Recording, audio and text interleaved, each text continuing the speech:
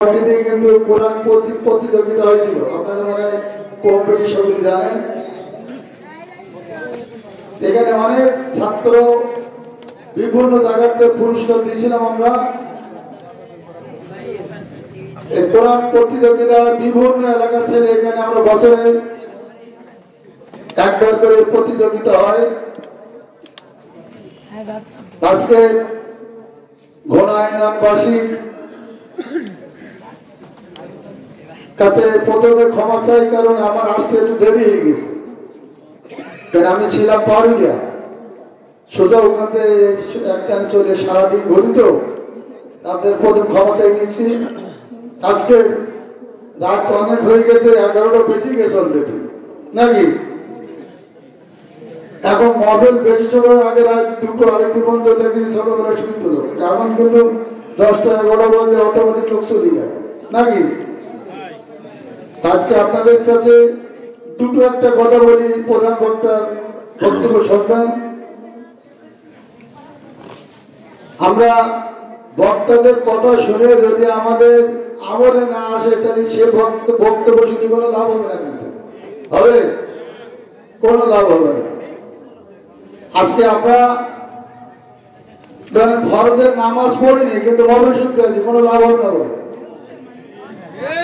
হবে কোনো সুযোগ নেই। কিন্তু আমি রাত থেকে মহল চালাম, ফরজে ঘুম ভাঙিনি, কিন্তু এই মহল থেকে তার সব পাবো, তার থেকে ক্ষতি নেবেছে, ঠিক তো নাকি।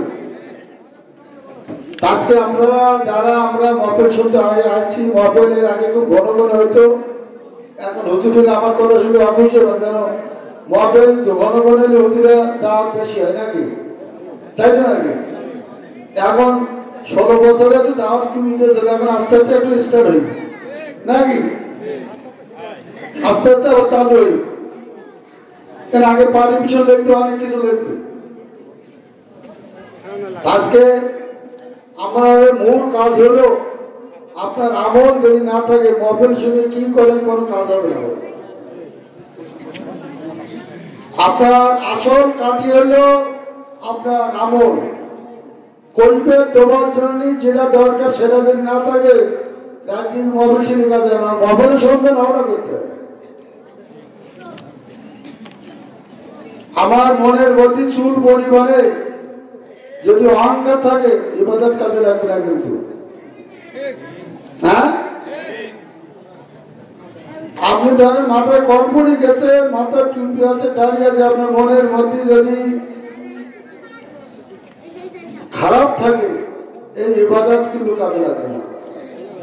ইবাদত তত যেটা সহজ মনে করে, অত সহজ না। কিন্তু আপনার দেহের মধ্যে একটু যদি হিংসা থাকে, অহংকার থাকে, কোনো কাজ হবে না। আজকে আপনারা, আমি আর কথা বলবো না, 2-3টি কথা বলবো। আপনারা আমার জন্য দোয়া করবেন। আপনারা সকলেই জানেন যে আমি ধানের মার্কা প্রতীকী নমিনেশন পেয়েছি। আল্লাহ রহম ছাড়া কিছু হবে না। আল্লাহ যা ইজ্জত দেবে, মানুষ কারোর ক্ষতি করার সুযোগ নেই। আল্লাহ কার কোথায় নিয়ে যাবে, আল্লাহ ভালো জানে। মানুষ নিচে পিটিয়ে নিয়ে আল্লাহ উপরে টেনে সেটাকেও ধরে রাখতে পারার কোনো সুযোগ নেই। হিংসা করার কোনো সুযোগ নেই। হিংসা পতনের মূল, হিংসা পতনের মূল। শরীর ফাঁকি দিলে কেউ করবে, এই গুনাহ কিন্তু মাফ হবে না। আমি আগে জানি না, এখন ঠিক না, অনেক সময় লাগবে, তো এই জন্য বলবো না। 2-3-4টি কথা বলবো, এইগুলো ফলো করলে ইনশাআল্লাহ আমাদের 5টা জিনিস: হক, কলেমা, হক, যাকাত, নামাজ, রোজা। এই তো 5টা। এটা আমাদের কাম করলে কিছু লাগবে। আমি নামাজ পড়তে হবে, নামাজ কিন্তু মাফ নেই। আপনি অসুস্থ আছেন, তারপরে শুরু করে নামাজ পড়তে হবে। নামাজ কোনো মাফের কোনো সুযোগ নেই। আপনার সকলে 5 ওয়াক্ত নামাজ পড়েন, আল্লাহর কাছে চান। আল্লাহ যদি মাফ না করে, আমরা যা করি, আল্লাহ যদি মাফ না করে, আমাদের মাফের কোনো জায়গা নেই। আমাদের নামাজ যা পড়ি, এই নামাজ সঠিক হয় কি না আল্লাহ ভালো জানে। আমরা নামাজটা পড়ি, যদি আল্লাহ মাফ করি যাতে মাফ হবে, তাছাড়া মাফ হওয়ার সুযোগ নেই।